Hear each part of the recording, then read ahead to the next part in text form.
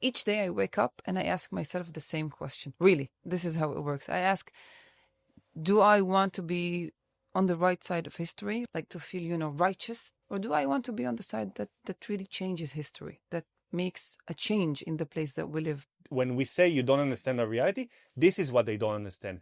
If we want to succeed, we need power. We need a broad coalition of people, and we cannot safeguard the struggle.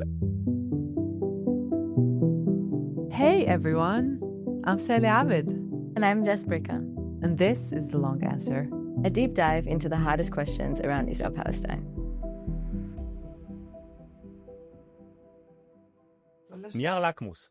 Hi everyone. Welcome back. We are very, very, very excited today to have with us two very special guests, our co-national co-directors. Hi, I'm co-national. And you? I'm also co-national. You thought our movement is binational. Now we're like Binational. co-national. Our national co-directors of the movement standing together, Rula Daood and Alon-Lee Green. Rula is Palestinian and Alon-Lee is Jewish. Hi. Thank you for having us. Yes, thank you so much. We're excited for the new podcast. We've been listening. Yeah. And today, in this episode, we are going to talk about language, about strategy, about purity politics. And just to clarify, when we say purity politics, we mean a general culture on the left amongst activists, the culture that says that in order to be part of the struggle, in order to be part of the camp, part of the ecosystem, you absolutely need to abide to certain rules and terminologies and lines. We do touch upon these things, I feel like, in every episode. And we're always like, this is why we do this. This is why we say this. This is the challenge in talking about people and what is our mission and our theory of change. But we really wanted to dive in more into it. And I would love for you to also reflect on your own personal experiences, on how you do that. You are very public figures, both here as well as abroad. And how does that impact you? All right. So I wanted to start us with a little bit of a story. Standing Together has been working on the ground for a decade now, right? We've been mobilizing and organizing Palestinians and Jews in Israel. And in August of 2023, when I started working with Standing Together, we didn't have that much English communication, right? We had a newsletter, we had Facebook, and we went on tours every now and then and visited communities abroad. But our sort of presence in the landscape of the general global, left was quite small. We weren't such big players in that game, although we still were here locally.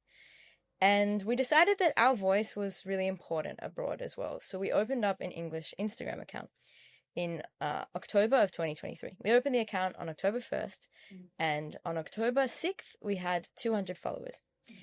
But as soon as October 7th happened, everything changed.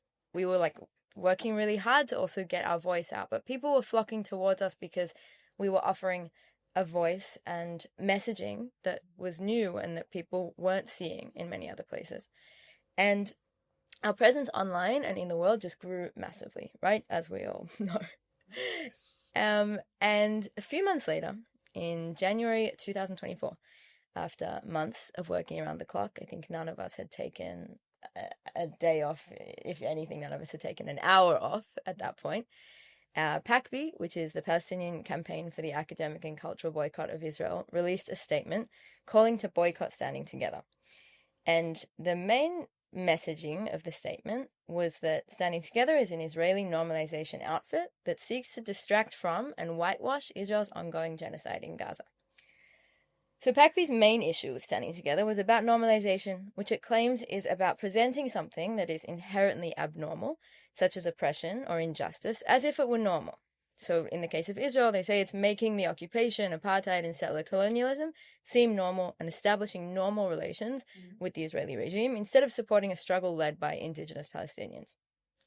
Normalization is the participation of any sort of project that puts Palestinians and Israelis on the same platform and doesn't recognize the UN-affirmed inalienable rights of the Palestinian people, which includes the right of return, and doesn't constitute co-resistance against occupation, settler colonialism, and apartheid. So that's all quotes from the BDS website.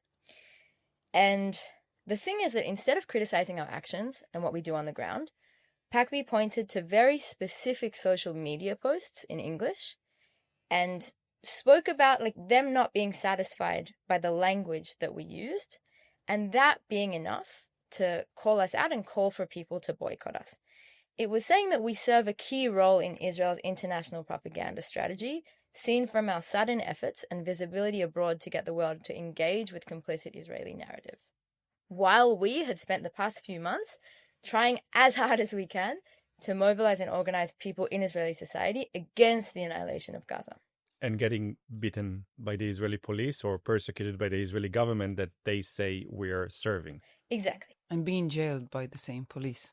Exactly. Yes. So that's kind of, I guess, where it landed with us, right?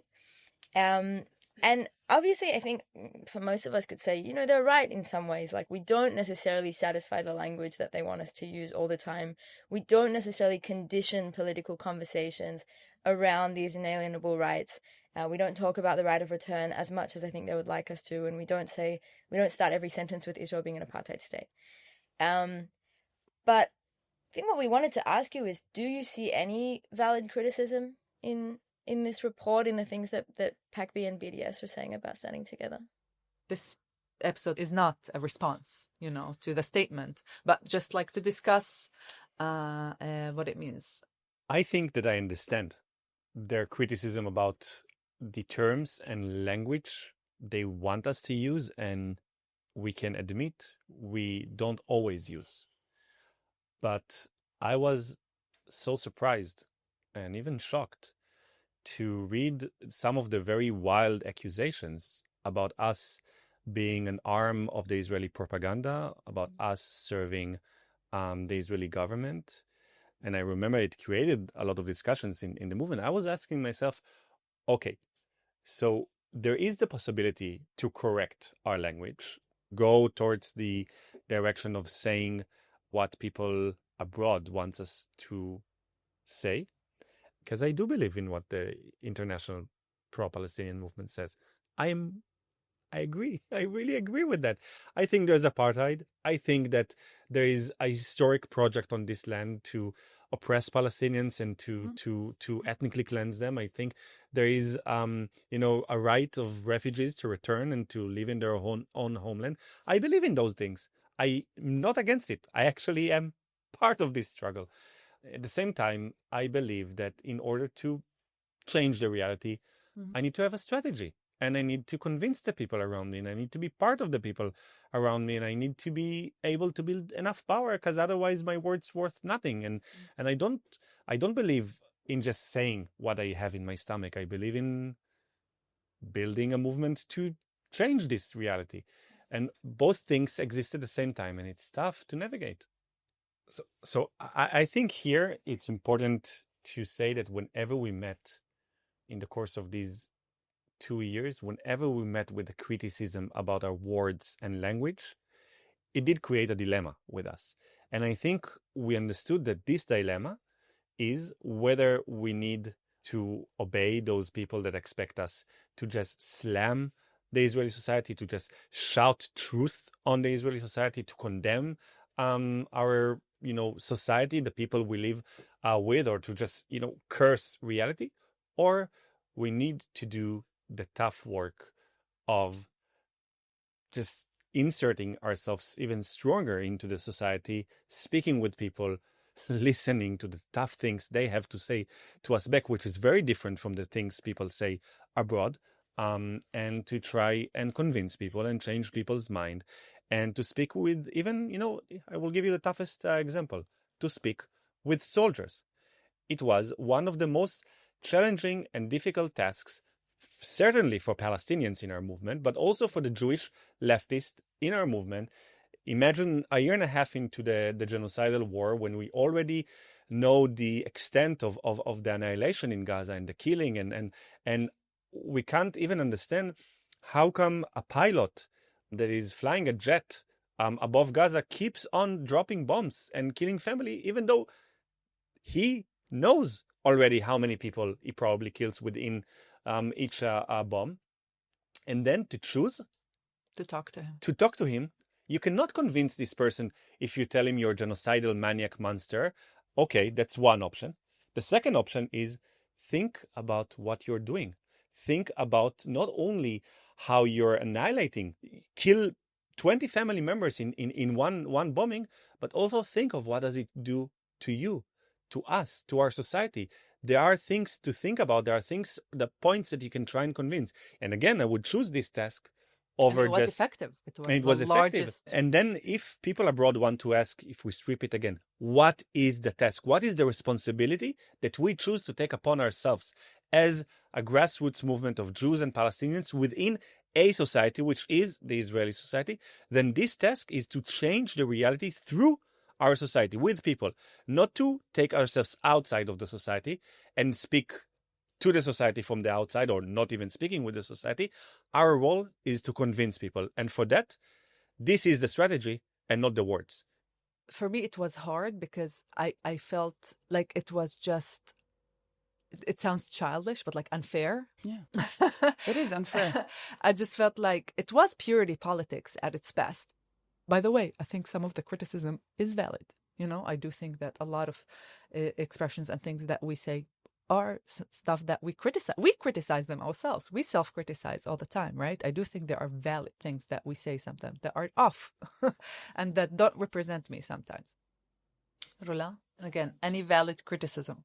Our condition inside of Israel is very different from the condition that people from, BDS live through. And I speak now as a Palestinian. It is disappointing to call out on boycotting people, your own people. We are Palestinians, all of us, to not understand the situation of how we live under this regime, and just to go on and say you should be boycotted, we shouldn't be listening to you, is actually saying that we are not part of the Palestinian people. And this is something I do not agree to. I am born in a Palestinian home, to a Palestinian family, to a Palestinian grandma who has told me her Nakba story. So for them to come and tell me what I should be doing and what not, and how I should be speaking under this government and this regime, I don't see any valid thing in what they wrote down. I simply don't, because it is so hard to be a Palestinian inside of Israel, especially after October the 7th, and it's becoming much more harder with each and every law that we see. So if you really want to help, you should at least distinguish between the people and understand, the difficulties that we do have before going on and writing this manifesto about what you should be doing and how you should be doing it. And is it valid? Is anything of it valid? I don't know. I haven't read all of it, but I think just to attack us, no, really. That's okay. I didn't read all of it because it does not affect me in here. It doesn't. By the My way, life. It's not just about It affecting. was never translated into Arabic. It wasn't or translated. Hebrew. It was in It's English, okay? only And English. English is my third language. Maybe I speak good English, but still, it's not my my tongue language. So the fact that they didn't even bother to translate it to Arabic, it says something, okay? So does it affect my life, my daily life in here, what they wrote over there? No, but does it, it hurts at at some level, that other Palestinians see me as less Palestinian just because I live under a government and a regime and a place that is basically, treating me each and every day as not just a second-class citizen. They don't understand our reality, but we also don't understand theirs in many ways, right? Exactly. We really don't. No, I mean, we there were university students who were also jailed, who were also, some of them were, Yes. they were also beaten and they were persecuted, and they were witnessing all of this from abroad, and they see what we write, and I mean, that's the valid criticism that I think, not valid, but understandable. We So, understand, I understand it's not enough yeah. for them. But we understand that it's not enough for them.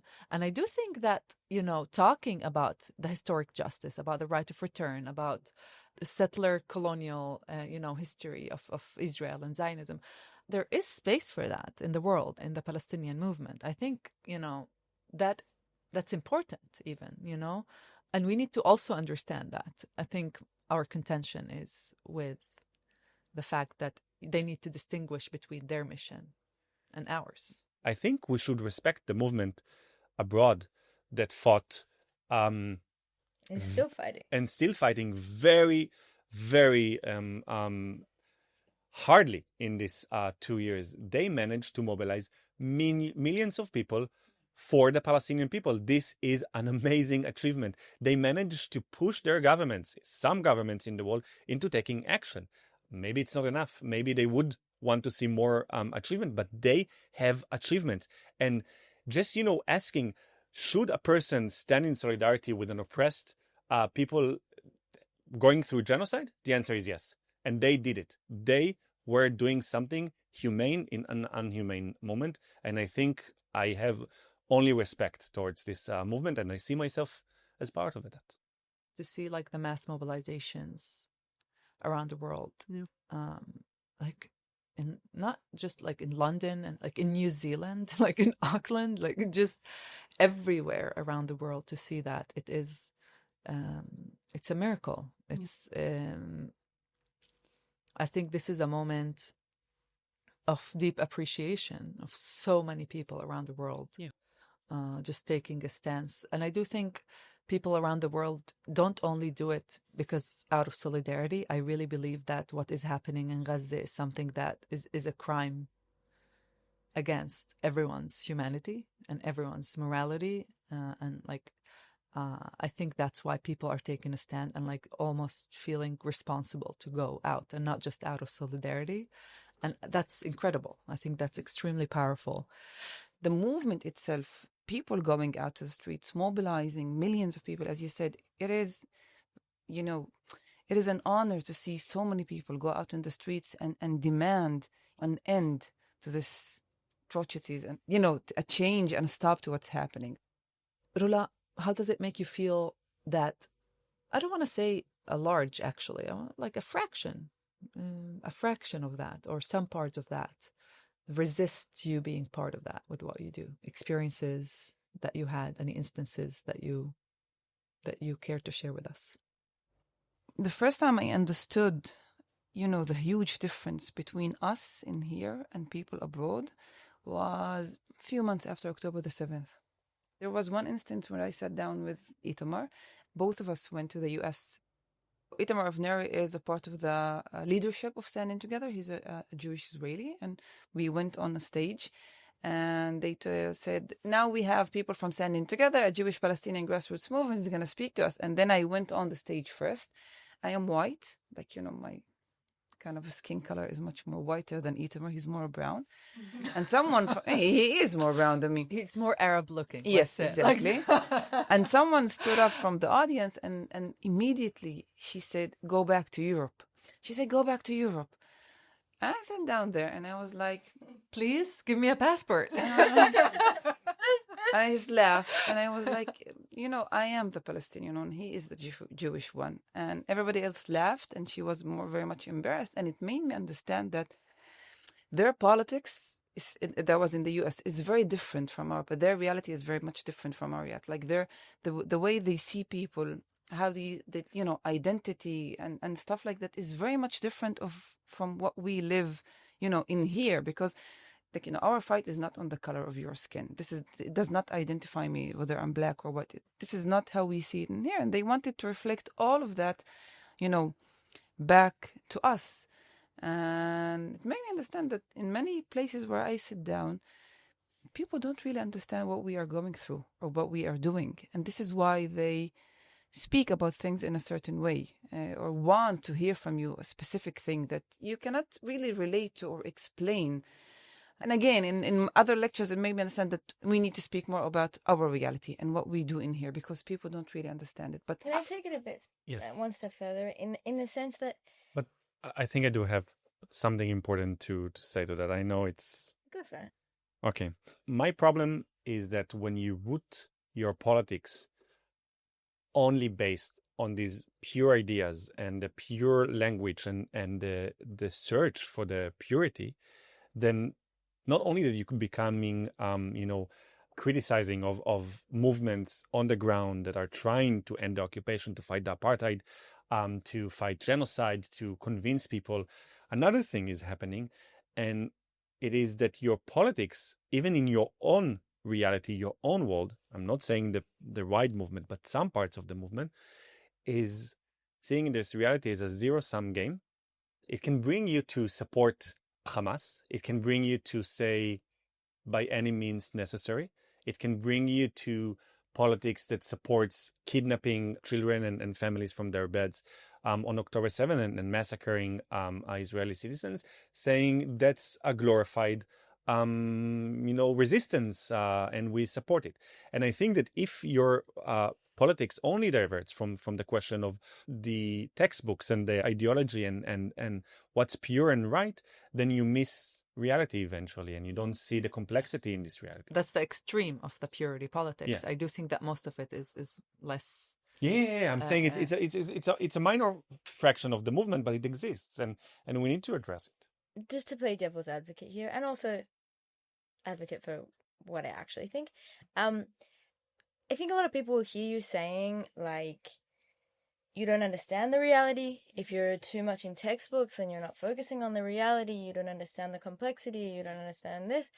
And that's a talking point of the Israeli right and the pro-Israel world in general, by saying you don't understand what Israelis go through. You don't understand what we go through. Your leftist beliefs, you don't understand. And I think that people kind of hear that reflected when we say that sometimes of, well, you don't understand, the context that we're working in and our politics. Mm-hmm. Sometimes it does ring the bell of, you'll never understand what we're going through, and therefore we're gatekeeping this struggle, and you don't have legitimate criticism, or you don't have legitimate things to say.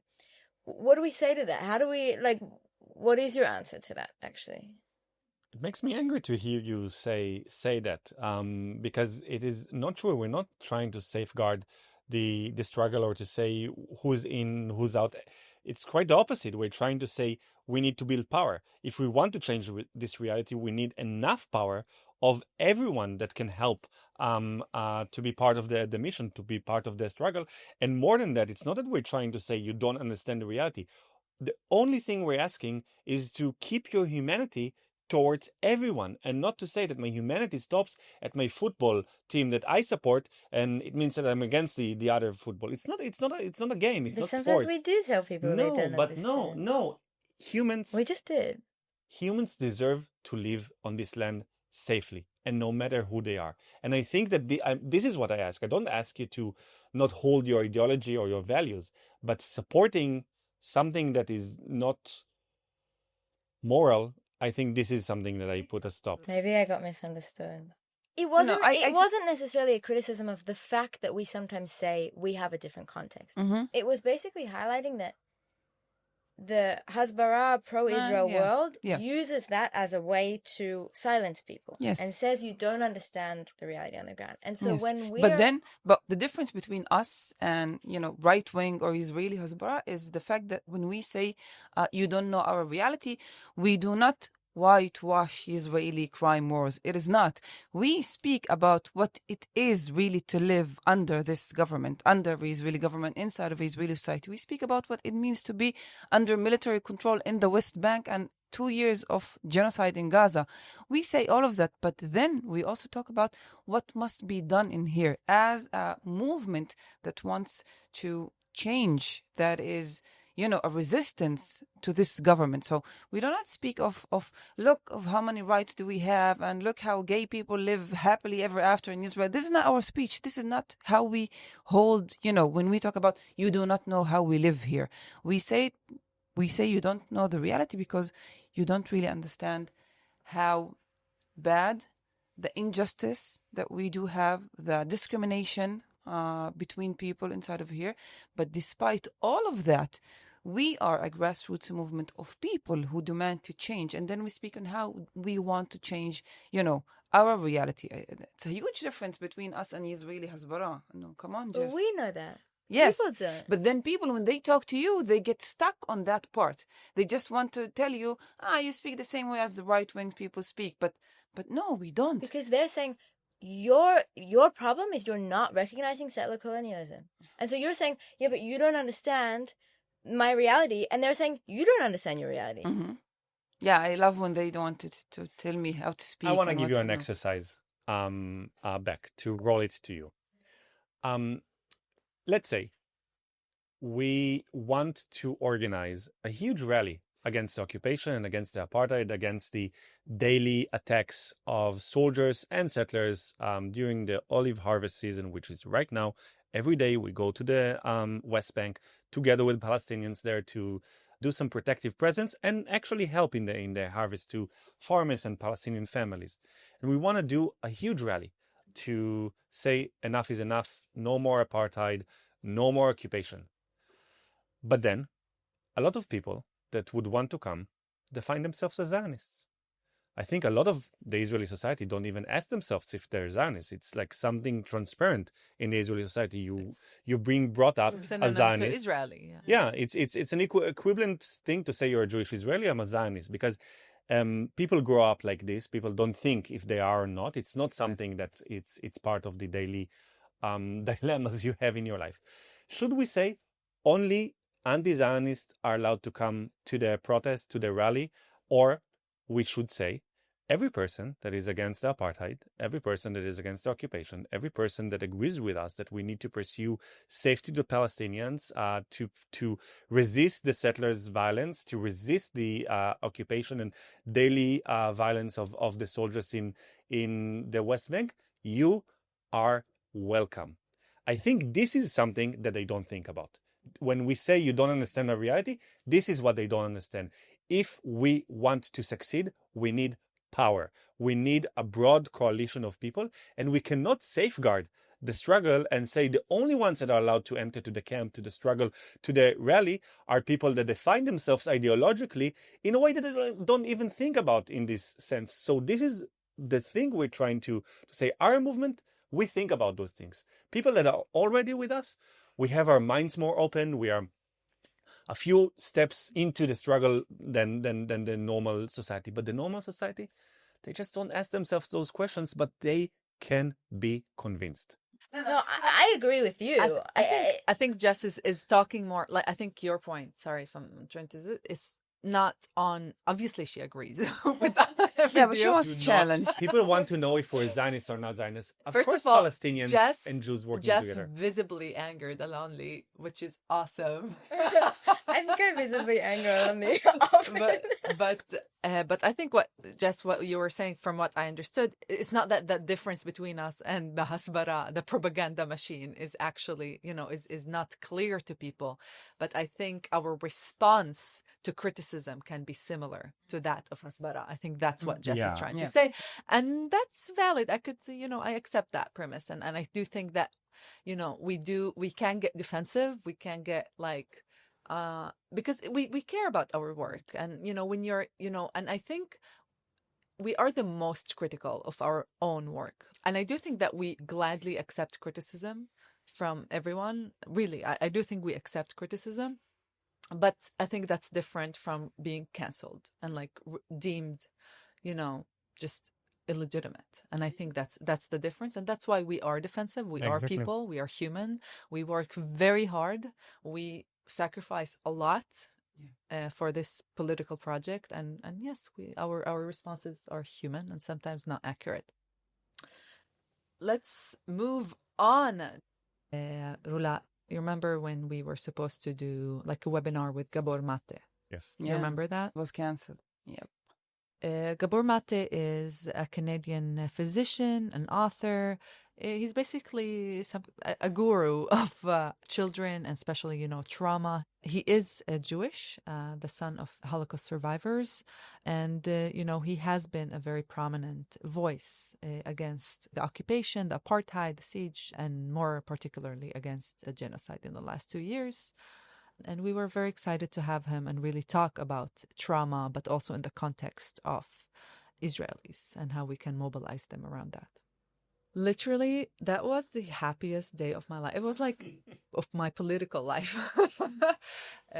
abroad, in the context of abroad. Like, it was such a legitimate, certificate of legitimization of like, oh, approved, like to be a Palestinian voice, to be a valid, impactful, relevant Palestinian voice that has something to say, and like he is a very central person in all of this and in the conversation. Once we publicized the webinar, the event, we got thousands of signups like overnight, but we also got so much backlash from mostly Jewish Israelis, members of the movement, who felt like they were uncomfortable with someone like him being affiliated with the movement, given the stances and the different things that he has expressed in recent months. I think a lot of the allegations was that he was extremely critical of the state of Israel, calling for the abolition of the state of Israel. Hundreds here in Israel were very angry with us. Very angry. But we insisted, we really held our ground, and I was, sure that it can be conducive, that it can be constructive, that we could make something important out of this. And, we understood who his base is, who his listeners are, and we made sure, that we do send him, hey, by the way, just so you know, we have been unfortunately listed by PACBI, and we explained ourselves, we sent him our statement, and we're like, we truly believe that this is something that can be bridged, and we should be talking about this, and I think you being with us is an extremely important step towards that. He then sent a very, very long email basically saying he was concerned by the things that were said about us by BDS. I don't want to do this. I do agree with those statements. You don't use those words. You don't describe the things the way that, that they are. And we literally, do you remember, like, we went on our posts, social media, and like on your posts, we're like, oh, did you do it? In the last week, we said apartheid 9 times. Is that good enough for you, Gabor Mate? And like, I literally said that. And he wrote back, oh, I'm sorry I didn't do enough research. You are right. You do say apartheid. And like, check, right? And like, you passed the test, kind of. And then we go on a Zoom to prepare for the call. And like, I felt so good about the conversation. And like, I told him everything, and like about our successes and impact and everything. And a day later, he was like, sorry, I can't do this. He basically told me that it's not worth it for him, and obviously we assumed that it is out of pressure that he has received from certain people, that he doesn't want to be associated with a blacklisted organization. He succumbed to the pressure of the few, I'm guessing, of the very few, honestly. It broke my heart. It broke my heart because, like, I even want to cry. Like, I just feel like I shouldn't, like, I'm fighting so hard.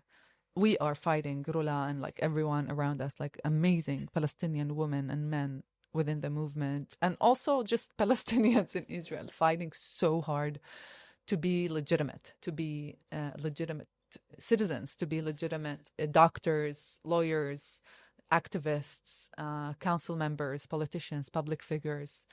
To be who we are and to be authentic, and at this moment, this historic moment where our lives and our fight is like literally on everyone's minds, we have to fight for a place there because of that few, because of that, like, very honestly, I think it's such a small fraction of the amazing pro-Palestinian liberation movement, but it is like, this purity politics is like, really, it scares me that it's going to self-implode in that sense in many ways. But also the fact that you're making me fight to be part of it is just... It's very sad. It was a long story, but I had to share it. No, it's very sad. And I remember you were around this moment. It was tough. It's not fair. I know people sometimes don't really understand where we come from and how we live, and we keep on talking about that, but it is not fair to be cancelled from these spaces just because I have a Israeli ID card, okay? Yeah. You do also. So when we are in these spaces, automatically we get cancelled. And it pains us, me It's and that, you. but also our politics. Yes, also our politics, but because of also because we do have a Israeli ID at the end of the day But and an because you're Israeli choosing passport. to work with Jewish Yes, and Israelis. because we choose to work with Jews and with Israelis from within the society that we live in, and we get easily cancelled, very much easily. And what it does to all of us at the end of the day is it brings a lot of rage inside of us. And Don't you want the to just smallest, wear a keffiyeh and go to I London can. and be like, I hope. stop the genocide? Yes. But I do, Just but scream. I also want to, and this what really angers me is the fact that these small groups abroad tell us how we should live, how do we speak, and how do we fight to the smallest things. But this is the kind of anger I hold, and a lot of us hold towards, specific people in that movement because they simply cancel us. They do. So And what it's if- not fair. what It's if just not fair. Okay, if I'm listening to this Yes. as a Palestinian whose grandparents were kicked out of where they were from, and I heard you say, my life is really hard because you're canceling me because I have an Israeli passport, I would be so fucking angry at you. I'd be like, yeah, okay, fine, but like I can't go there. I can't visit where my grandparents are from. And you're right now complaining about having an Israeli passport. What do you say? tough question. You're kind of speaking just like right-wing people right now. Just, No. but very much. I don't agree with that. I You don't don't think think people there are will be people mad. No, Right. some saying people that. will say exactly that. That's what we see in our comment section. Boo-hoo! Your life is tough. But Like- do we see that are these kind of comments, do people who write them are like Right, but real like- Palestinians? I think so. Yeah? First of all, I do think obviously there are Palestinian refugees Yes. in camps, in the West Bank, in Gaza, who are refugees in Syria, in Lebanon, whose life is significantly harder Yeah. than Shitty than lives. yes than Bella Hadid, who is the daughter of a refugee, right? Like what I'm saying is it's all very relative. It's all very, it doesn't cancel, her privilege doesn't cancel her story, right? Neither does mine. Of course I have a privilege. I can elect and be elected. I have Yeah. semi-democratic rights, mostly, in Israel. I got education. I live. My parents work in government, jobs. Like, I am privileged, of course, and I do think on average the Palestinians in Israel are more privileged. But also there are Palestinians in Ramallah No, who but live then- much better than many but- people here, and the Bedouins in unrecognized but this is- villages. I don't think this is the conversation. It's not. But I do it's think again, you're touching upon a very Hold on. interesting point. Before Sorry. you go on, but I do think it's again an example to the purity politics of what are the issues that we speak about and what are the things that we should be bothering our lives talking about and why should we, and like comparing between different Palestinians, Well, the ones, agencies, and what is your agency yes, as well? between Palestinians and the And ones that who live inside dictates Israel. what words you use. Yes, exactly. This is I not can't- what I we can't do. believe I said agency. Yeah. But this is not, again, this is not what we should be, stuck on, or this is not I the was issues stuck that on we, this I long know, time. should be speaking I about. This is studied the most abroad. urgent. I studied in wanna an say, American campus. Jess and just I- for context for people. We're so. four people in this room right now. Jess and I are Israeli Jewish citizens, and you two, Rula and Sally, are Palestinian citizens in Israel. And when I look at you, and I'm sure Jess feels the same, when I look at two of you, and I see you fighting the fight of the Palestinian people for your brothers and sisters in Gaza, in the West Bank, and here in Israel, and also for the refugees around the world, I'm in awe. I see two strong women leading a struggle, not only of their people, but under a reality of oppression that has so many other layers, persecution. You can say something that if I will say as a Jewish citizen, you will sit in jail and I will not. That's a reality we face. You will just get death threats. I will get the death threats. You will have a police at your door, taking you to the police station, cuffing you, putting a blindfold on you, and then filming you under the Israeli flag to humiliate you, and then throwing you in jail. And maybe if you will not be Rula and Sally, maybe if you're like a person that is less known, no one will even ask questions. Yeah. That's the reality. But then I also see two strong leaders in our movement that are going to a Jewish neighborhood in Haifa and telling them, allow me to be with you in your struggle for better housing, in your struggle for education, because your interests meet my interests and we can build something strong together. And even more harder than that, you come to the Jewish societies and you tell them, let's fight together to end the occupation and to achieve peace, because you will benefit from it as much as we will benefit from that. That is something powerful. I do not want you or us to be stripped out of this power. It's an amazing power. It is something that builds a stronger movement, finding these mutual interests and having a Palestinian leading Jewish people in Israel. That's revolutionary. That is something amazing. And I think this is something we do. And I think maybe the nuances that can get lost on the way, not telling people you don't understand our reality, but the nuances that are getting lost on the way are these nuances, that a Palestinian in Israel can lead Jewish Israelis in the fight to end the occupation, not only out of solidarity, but also because we recognize the interest of the Israeli society, the Jewish Israeli society, to live a better life with no fear, with no sending your 18 years old sons and daughter to kill and get killed, because there's an interest there. And our theory of change and strategy is all about recognizing the interests beyond the cognitive awareness of your family right now, of your I don't know, the ideology you're being brought on, because we can convince people to act upon their interests. And this is powerful.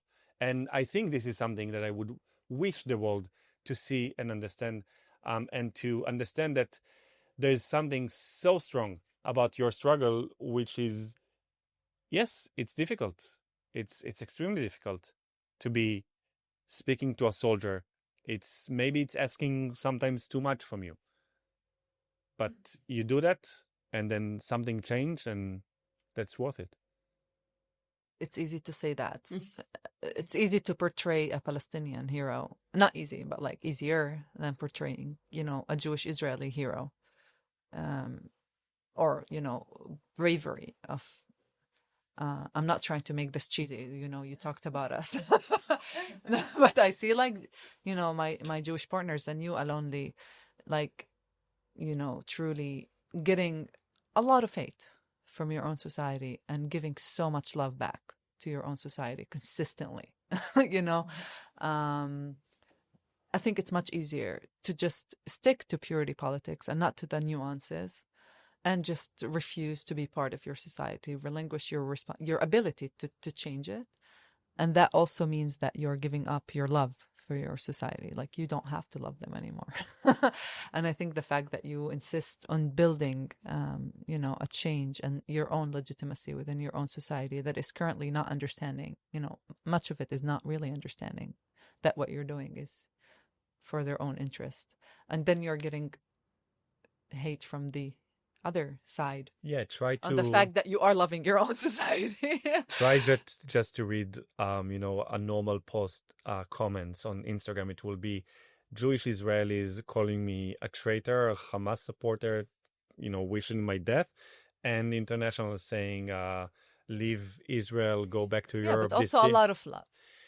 Yes, there can be love, but yeah. No, there is a lot of love. There's a lot of There love. is a lot of love from Palestinians in Israel, Palestinian youth Yes. in Israel, But when you Love say Alon-Lee. when you look at what you do and how you do it, you also get sometimes very much stuck on the criticism, because it hurts, It's louder as well. It People matters. don't really write love letters in comment sections. It Yes. seems. Yeah. Yeah. No, it's tough. Some weeks I just wanna say it's just too complicated to navigate between. It's tough. Yeah. It's tough also to hold Palestinians and Jews in the same room sometimes, to speak about the same politics and to choose the same words to put out in the same message to the Israeli people, which is also That's an Palestinian. understatement. Hard, yeah. Yeah. Yeah. We do choose to do it. And a lot of times we do succeed. Our theory of change does work. We see us moving the needle again and again and again all the time. And we saw that consistently throughout these 2 years.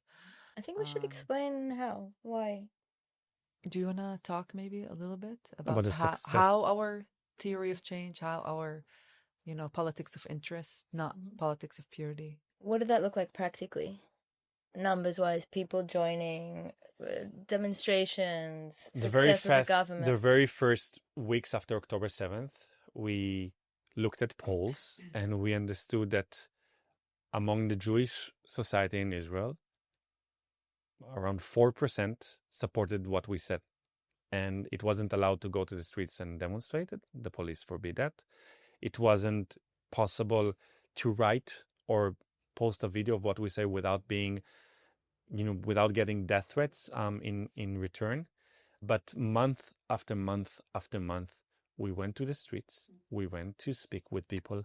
We struggled with a strong front of speaking about Palestinians in Gaza, speaking about children's rights and men's rights and women's rights and just the right to survive and live without being obliterated and bombed and starved. We were the first ones to campaign against starvation in Israel. But at the same time, we came to a Jewish mother in Israel, and we spoke with her about her interest not to have a phone call from the army telling her son died in Gaza as a soldier. And we managed to somehow connect those two stories, those two interests, into one strong story of mutual interests without saying, that the Palestinians' suffering and the Palestinian price is somehow the same as the Israeli price. We acknowledge the gaps in reality. We acknowledge the unfair, terrible price that Palestinians pay in this land. And of course, Jewish Israelis never, ever even paid something that is closely to that. But at the same time, we try to be empathic to our own society and understand the pain, understand the trauma, understand also points of view that are millions of points of view that are valid as well. And if you understand that a real fear of a family from a rocket from Gaza or from Lebanon to run in the middle of the night to seek shelter is real, then you can understand that this is also an interest to end this reality, to end the occupation, to end the apartheid, to build a reality of peace and safety.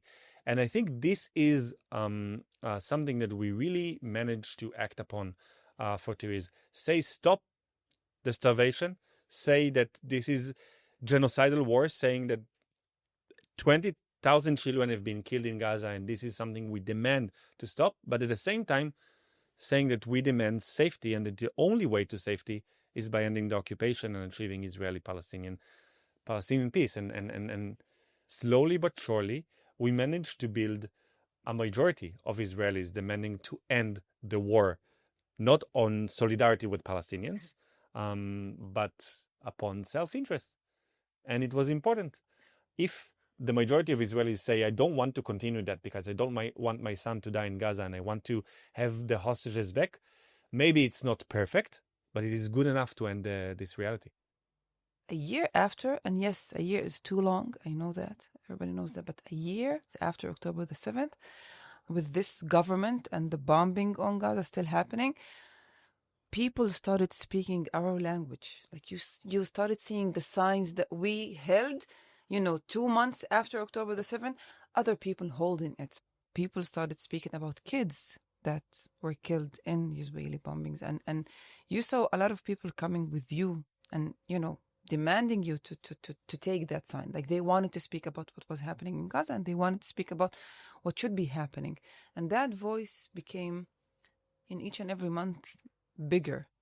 So it made you understand that all of that stubbornness and working and mobilizing and organizing and billboards and campaigns and it, there was a point where things really started changing. People started seeing things in a different way and demanding a different. So we were able to move that needle a bit and then again a bit. And today when you look at Standing Together, it's not just, we do challenge the politics. We challenge also politicians. We challenge the opposition that is doing nothing, unfortunately, to really, speak of an alternative in here. We do challenge them, and we do that because we were able to move their base, the people that vote for them.